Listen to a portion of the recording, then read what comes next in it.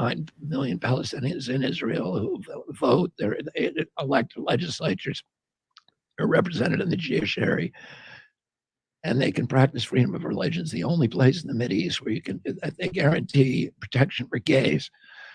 There was a pride parade 2 weeks ago in Israel with 150,000 people in Israel, in Tel Aviv and in Jerusalem. At the same time in Iran, they were hanging gays from cherry pickers. It's the only place where women have full rights. It's the only place where Palestinians can legally complain about their government with no fear of reprisal. So anywhere else, including the West Bank, if you complain about extremely corrupt governments in the West Bank or Gaza, you risk your life, and you'll face torture and death. So the judiciary in Israel is unique in the world. It's also said you can't pressure people putting pressure on their family. You can't pressure terrorists in that way at all. I have a feeling that happens all the time, though. I mean, again, well, you can go to jail for it. But I'm not. You're right. But I'm not I'm not an expert.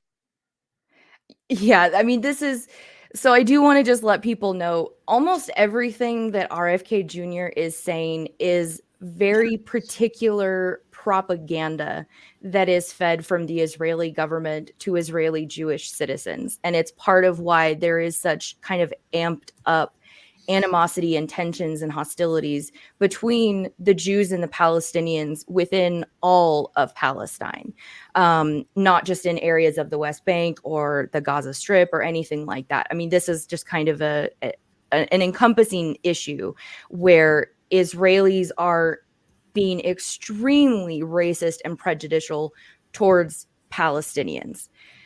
And that's why I find what he's saying here to just be, it's very dangerous rhetoric, in my opinion, because it's pushing such propaganda that there is very little to support what he is saying. And it's actually a lot of projection. This is a lot of what the Israeli government does to Palestinians. Yeah. Palestinians do suffer from a lot of pressure from the Israelis. That's both Israeli citizens and the Israeli military. And they use this term terrorist to say, oh, this Palestinian 15-year-old boy is a terrorist. And because he lives in this home with his entire family, we can now say that home, that abode is a form of terrorist organizing, because they want to label this one particular Palestinian as a terrorist. And what do we know about labels? Labels are extremely convenient at getting people to cancel and to censor. That's what happens here in this country. That's the protocol. Yeah, that's how the CIA works. That's how the State Department works. Exactly. And that is exactly how the Israeli military works towards Palestinians. They use so much pressure. It's virtually the same people doing the same things.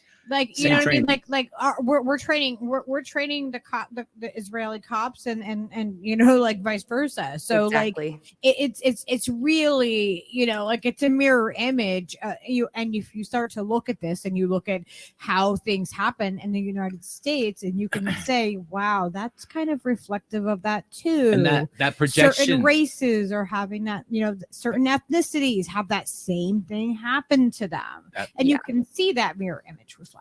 That same projection that she was just mentioning that Kennedy is doing as using this rhetoric and saying these formalized narrative lines, like stuff that's easily debunked. Mm-hmm. He's just spewing this narrative because that's how they do it. That's what's effective. That's what wins elections. That's how you convince all the dumbasses to get in line and say, yeah, well, Bobby Kennedy said this, so it must be true. I understand why he's, And then they can, because it is propaganda, nonsense. They can go and do a Google search of those talking points, and they can get results of those talking points. Exactly. So it like cements in what RFK Jr. Built-in is affirmation saying. and opposition. You got to have both sides of it. It creates this exact narrative, and this is how they do it.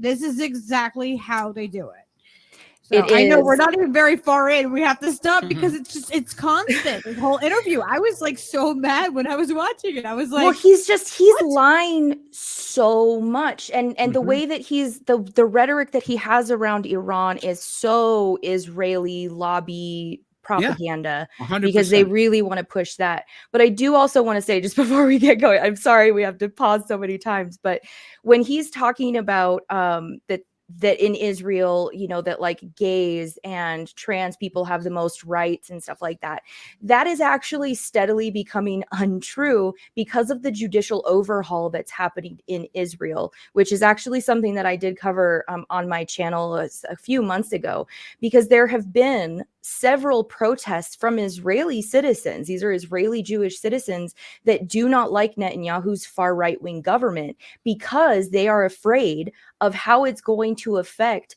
these more like liberal policies that do help and support and promote gay rights and trans rights. And they're afraid that the far right-wing government is going to start moving backwards, which is actually, I think in some areas is already starting to be seen.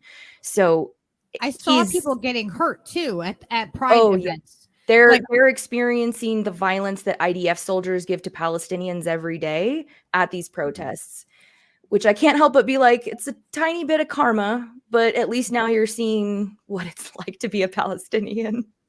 Yeah, I mean, it does. It like when I saw it, I was like, and I'm like, I remember seeing it like just like a couple, I would say within the last couple of weeks, I was like, I'm like, wow, are they harming? And I didn't know if it was just because they were Palestinian people or Israeli, you know what I mean? Like, I didn't know enough to like clarify it myself. But like looking back, I'm like, yeah, I know what they were talking about when they're saying like these Pride events. I'm like, I'm pretty sure I saw people getting injured at Pride events in that region. So like I was curious if what I was seeing was true or if it was propaganda. So you know, you never I don't know like until I can, you know, get some kind of information verified when it comes to a lot of it, just because I mean we know in our own country how much propaganda we are surrounded.